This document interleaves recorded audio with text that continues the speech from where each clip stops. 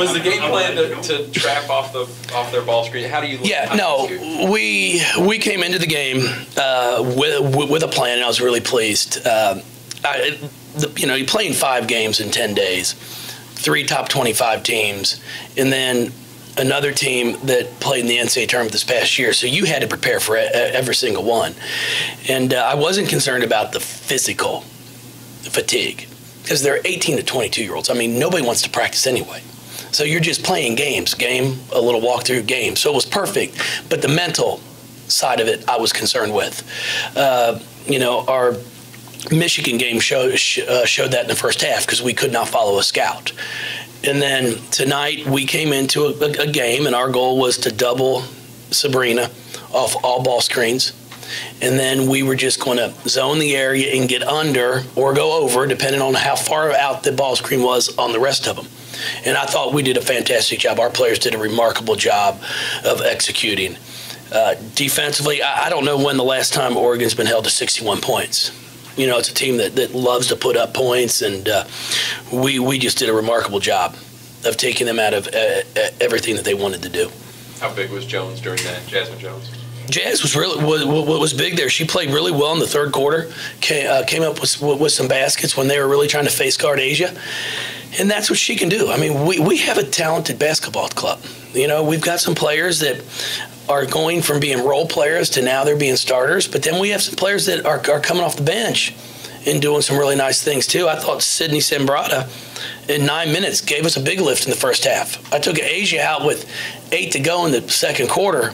We're up 10, and we go into half up 16, and it should have been 20 if we don't screw up a fast break layup. And that's what you have to have. I thought Kylie Shook came in and gave us 10 good minutes. And that's really what I talked to them all about there after the presentation was you've got to be ready when your number's called. Bianca came out tonight. She only played 2 minutes, but she got beat by 24 driving right. And we absolutely said she cannot go right. You cannot let her go right. It's 3 dribbles, layup. Well, that's your 2 minutes. Come on, sit with me. Kylie didn't play much the other night, but then Bianca had a phenomenal game. So now it's like if we can get everybody to dial in and play well the same night, we have a chance to do some special things. What happened when Dana got banged up a little there in the third quarter? I went out to check on her. She said she sprained her ankle, and I immediately said what I say every day in practice, you have 2 of them. Let's go, baby. If you get hit in the nose, we will stop practice. Okay, absolutely. You get poked in the eye, you got 2, babe, let's go. And they all know that. They laugh, they get a good chuckle out of it. But it's one of those things, even if you go down in practice, we normally say, okay, other end. Because they're not going to stop the game for 10 minutes so everybody can check on us. And, I've looked at our players, and I don't think anybody's pre-med. So when they all go out there to try to give their diagnosis of what's happening, I'm like, hey, just go to the sideline. Our trainer and doctor will take care of this. But the one thing I do like is we have a great group of young women, and they care about each other. Our locker room's the best it's been in probably 5-6 years. They actually care about each other. They're upset. Some of them are upset they're not playing more, which they should be. If they're not upset, I'm really concerned. But they're happy for their teammates that are succeeding. And we just have to continue to fight and get better. And then when your opportunity comes, you're able to perform. Coach, I think you're alluding to it kind of right there, but this is a similar point in the season as maybe last year, where you lost 2 ranked games and you really had to challenge the girls from a mentality perspective. So it seems, what do you see as the big differences between that point of last season and this point? Well, I just see them.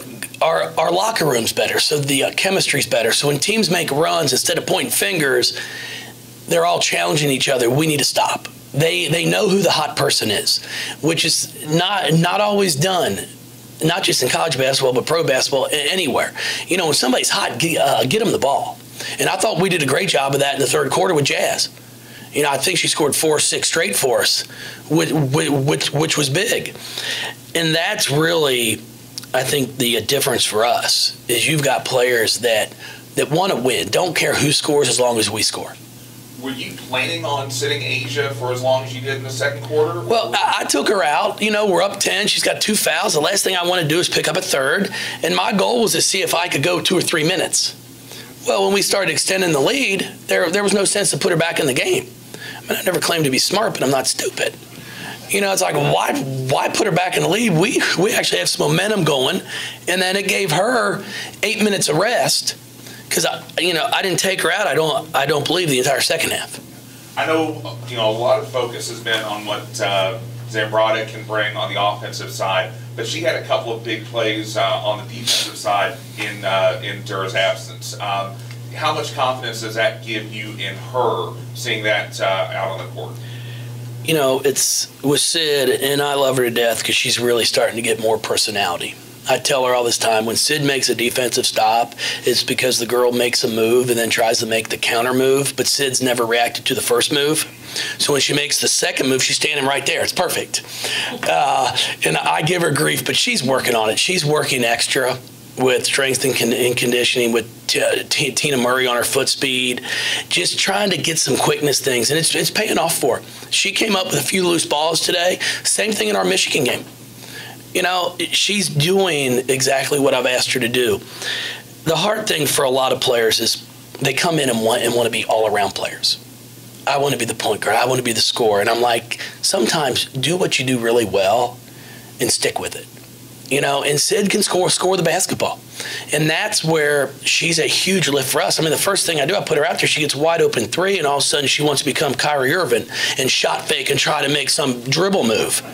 I'm like, Sid, you know, I told her when she came back, if you do it again, I'm sitting you out. And then she pulls and shoots a 3 the next time. That's what she really does well, and that's what helps our team. But she's really engaged in practice. She wants to get better, and she was a big spark for us tonight. Jeff, is this team better without Asia on the court than past teams were without Angel, without Shoney? And if so, how does that change things for Asia?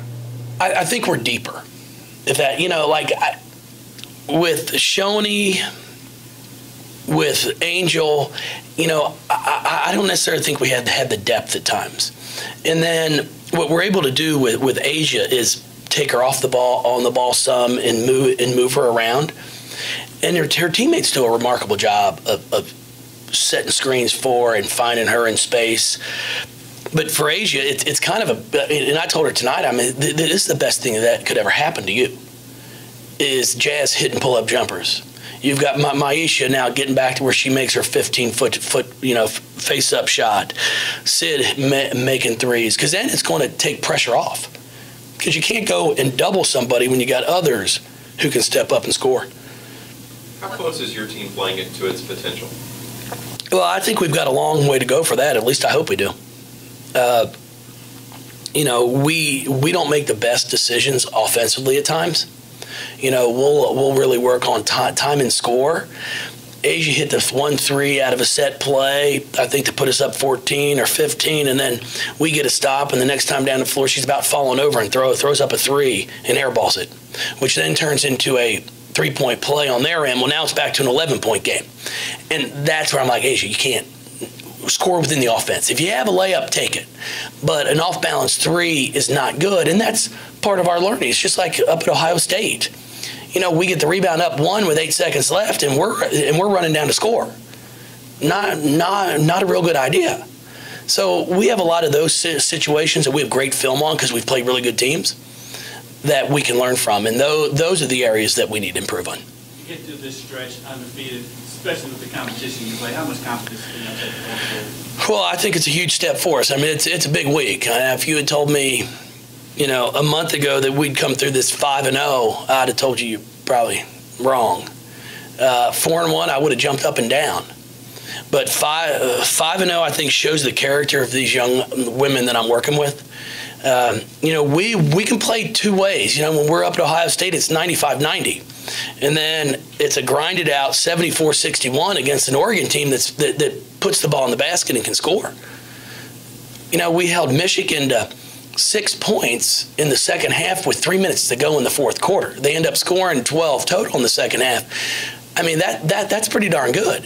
And there are some teams you're going to play where you might do that, but they just miss shots. we had 4 30-second shot clock violations in the second half of that game. So you're getting down and guarding well when that takes place. But you got plenty of days off, well, for Thanksgiving break. What are you looking forward to for Friday? Well, we've got Monday and Tuesdays, the players are off. I'm heading out tomorrow morning on a 7 o'clock flight to the West Coast to go recruit, and then down to Dallas on Tuesday. And then I get back here Wednesday about 10:30, and then we've got practice Wednesday and practice Thursday, play Friday, and then I'm back out recruiting on Saturday and Sunday. So not much time off for us. Now, the players are going to enjoy it. What are you going to address with the team, just looking at Friday? We'll sit there and work on us. We have not had a chance to really work on us. We've been focusing on scouting reports on how we're going to defend people. Well, we spent some time, working on offensively and defensively, how we can get better. But now we have an opportunity to really go back and break things down, clean things up, get a quicker tempo at the offensive end, and that's what I'm looking forward to. What did you think of the rebounding? Our rebounding was we got out rebounded tonight, but I thought we competed. I thought we really fought. I'm not sure I've been a part of a game where we have not had 1 second chance point. So it just, now we did shoot it well. So when you shoot 53%, there aren't going to be a bunch of them.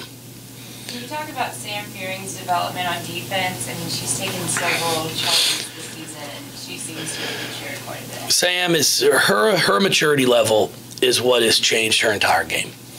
She was this talented her freshman sophomore year, but when they had that scuffle at the end of the quarter, the timeout, like I normally would have had to sit Sam for like 3 minutes because she would have been just emotionally all fired up, like that was wrong, she shouldn't. And now she's able to move on to the next play, and that is the difference with Sam. And I've told her that over and over.